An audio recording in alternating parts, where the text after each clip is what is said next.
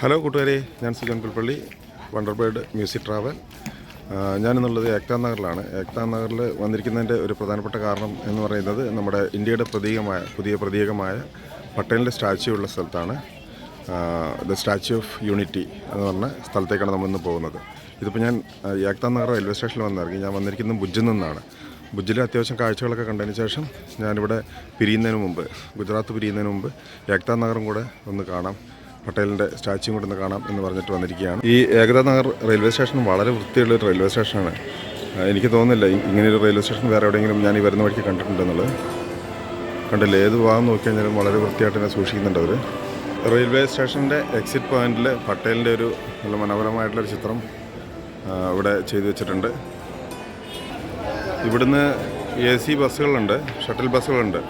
തൊട്ട് മുന്നിൽ വളരെ മനോഹരമായിട്ടൊരു പൂന്തോട്ടവും അതോടനുബന്ധിച്ച് നടുക്കൂടെ റോഡും ഒക്കെ ആയിട്ട് ഇവിടെ ബസ്സുകൾ നിരനിരയായിട്ട് വെയിറ്റ് ചെയ്ത് നിൽക്കുന്നുണ്ട് ടൂറിസ്റ്റുകൾക്ക് വേണ്ടിയിട്ട്. ഞാനൊന്ന് ഫ്രഷപ്പ് ചെയ്ത് വന്നപ്പോഴത്തേനും ബസ് വിട്ടുപോയി. ഇനി ഞാൻ ഇവിടുന്ന് ഒരു ഓട്ടോ വിളിച്ചിട്ട് നേരെ സ്റ്റാൻഡിൽ, ഇവിടെ ഒരു മെയിൻ സ്റ്റാൻഡ് ഉണ്ടെന്നാണ് പറഞ്ഞത്, ആ സ്റ്റാൻഡിലേക്ക് പോവുകയാണെന്നുണ്ടെങ്കിൽ നമുക്ക് അവിടുന്ന് ബസ് കിട്ടും. ഇത് ഏകതാ നഗർ ബസ് സ്റ്റോപ്പാണ് കേട്ടോ, ബസ് സ്റ്റാൻഡാണ്. ഏകതാ നഗർ ബസ് സ്റ്റാൻഡിൻ്റെ അവിടുന്ന് അതിൻ്റെ മുന്നിലൂടെ റോഡുണ്ട്. ഇതൊരു ഹെലിപ്പാഡാണ്. ഇവിടെയാണ് വന്ന് നമ്മുടെ പ്രധാനമന്ത്രിയും അതേപോലെ തന്നെ മറ്റുള്ള മെയിൻ VVIPകളൊക്കെ വന്ന് ഇറങ്ങുന്ന ഒരു ഹെലിപ്പാഡാണിത്. ഇതിൻ്റെ അപ്പുറ സൈഡ് ആരോഗ്യവാൻ എന്ന് പറയുന്ന ഒരു ബസ് സ്റ്റോപ്പുണ്ട്. അവിടെ നിന്നാണ് നമുക്ക് സർദാർ സരോവർ ഡാമിൻ്റെ അങ്ങോട്ടേക്ക് പോകാനുള്ള ബസ്സുകൾ കിട്ടുന്നത്. ഈ ഒരു ഗ്രാമത്തെ ശരിക്കും ഒരു പട്ടേലിൻ്റെ ഒരു പ്രതിമ കൊണ്ട് റോഡുകളൊക്കെ ഇത്ര മനോഹരമാക്കി ഒരു നല്ല സുന്ദരമായിട്ടുള്ളൊരു സിറ്റിയാക്കി മാറ്റിയിരിക്കുകയാണ് ഇവിടെ.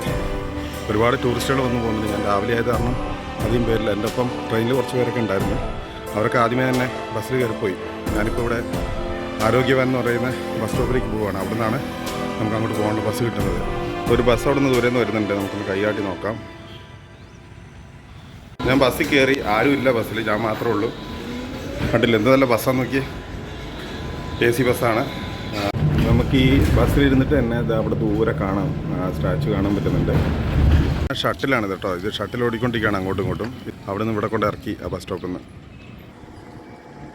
നമ്മളപ്പം സ്റ്റാച്യു ഓഫ് യൂണിറ്റിയിൽ എത്തിയിരിക്കുകയാണ്. സർദാർ വല്ലഭായ് പട്ടേലിൻ്റെ പ്രതിമയ്ക്ക് സമീപം എത്തിയിരിക്കുകയാണ്. അതിൻ്റെ ചുറ്റോട്ടുള്ള പ്രദേശങ്ങളാണ് ഇതൊക്കെ. ഇത് ബസ് വന്ന് വെയിറ്റ് ചെയ്യുന്ന സ്ഥലങ്ങളാണ് ഇതൊക്കെ കേട്ടോ. ഇവിടുത്തെ ടിക്കറ്റ് കൗണ്ടർ കേട്ടോ, ടിക്കറ്റ് കൗണ്ടർ ഇതാണ്. നമ്മൾ ടിക്കറ്റ് എടുത്തിട്ടുണ്ട്. ശരിക്കും 80 രൂപയാണ് താഴെ വരെ പോകുന്നതിന്. നമ്മൾ 380 റുപ്പീസാണ് ടിക്കറ്റ് എടുത്തിരിക്കുന്നത്. ടിക്കറ്റിന് നമുക്ക് മുകളിൽ വരെ, അതിൻ്റെ ഉള്ളിൽ വരെ കയറാൻ പറ്റുമെന്നാണ് അവർ പറഞ്ഞത്.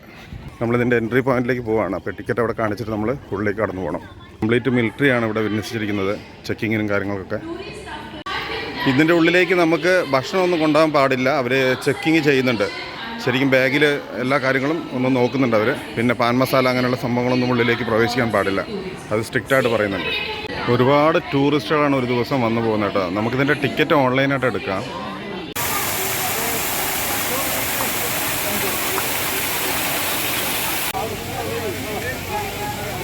ഫൈനലി നമ്മൾ നർമ്മദയുടെ തീരത്തെത്തി കഴിഞ്ഞു. സ്റ്റാച്ചു നമുക്ക് കറക്റ്റായിട്ട് കാണാൻ പറ്റുന്നുണ്ട്, കണ്ടില്ലേ? നമ്മളിതിൻ്റെ അടുത്ത് പോയിട്ട് അതിൻ്റെ ഉള്ളിൽ കയറി മുകളിൽ വരെ നമുക്ക് പോകാൻ പറ്റും. അതിനുള്ള ടിക്കറ്റാണ് ഞാൻ എടുത്തിരിക്കുന്നത്.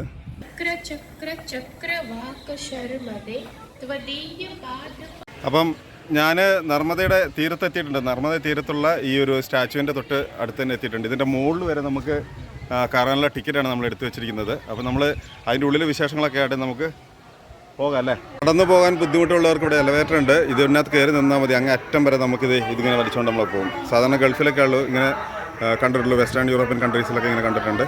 പക്ഷെ നമ്മുടെ ഇന്ത്യയിൽ നമുക്ക് അഭിമാനപൂർവ്വം പറയാൻ പറ്റും നമ്മുടെ ഇന്ത്യയിലാണ് ഇതുള്ളത് എന്നുള്ളത്. കണ്ടില്ല എത്ര മനോഹരമായിട്ടാണ് ഈ ഒരു സ്ഥലം മാറ്റിയിരിക്കുന്നത് നോക്കുക. ഇതിൻ്റെ അപ്പുറത്തും ഇപ്പുറത്തും ആയിട്ടും ഒരുപാട് കാഴ്ചകളുണ്ട്. നമ്മളടുത്തെത്തി, കണ്ടില്ലേ, നമ്മളടുത്തെത്തി, സ്റ്റാച്യു ഓഫ് യൂണിറ്റിയുടെ അടുത്തെത്തി. ഇവിടെ നോക്കിയാൽ വളരെ വ്യക്തമായിട്ട് നമുക്ക് കാണാൻ പറ്റും. നമുക്ക് അഭിമാനിക്കാം, നമ്മൾ ഭാരതീയരായതുകൊണ്ട്. ഭാരതം എന്ന പേര് കേട്ടാൽ അഭിമാനപൂരിതമാകണം അന്തരംഗം എന്ന് നമ്മൾ പഠിച്ചിട്ടുണ്ട്. അതിൻ്റെ ഒരു ഭംഗിയുള്ളൊരു കാഴ്ചയാണ് നിങ്ങളിവിടെ കണ്ടുകൊണ്ടിരിക്കുന്നത്. നമ്മൾ എൻട്രിയിലേക്ക് കടന്നിട്ടുണ്ട്. സ്റ്റാച്യു ഓഫ് യൂണിറ്റിൻ്റെ ഉൾവശമാണത്.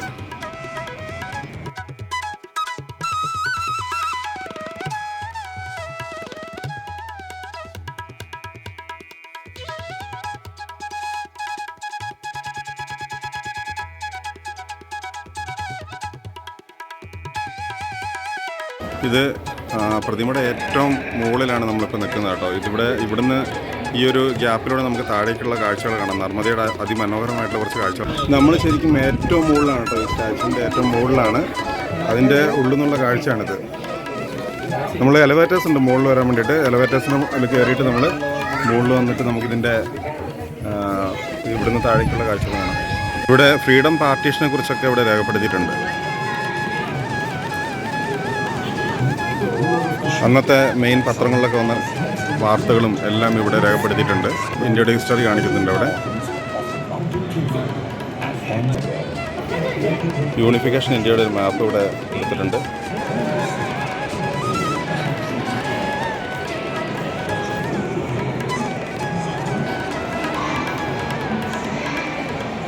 സ്റ്റാച്യു ഓഫ് യൂണിറ്റിയുടെ നമ്മൾ ഉള്ളിൽ നിന്ന് പുറത്തിറങ്ങി. അപ്പോൾ ഇതിനുള്ളിൽ ഒരുപാട് കാഴ്ചകളുണ്ട്. അപ്പം എല്ലാവരും പറ്റുവാണെന്നുണ്ടെങ്കിൽ ഒരു തവണയെങ്കിലും ഇവിടെ വിസിറ്റ് ചെയ്യണം. നല്ലൊരു സ്ഥലമാണ്. ഒരു പ്രത്യേക പോസിറ്റീവ് എനർജിയാണ് ഇതിൻ്റെ ഉള്ളിൽ മൊത്തം.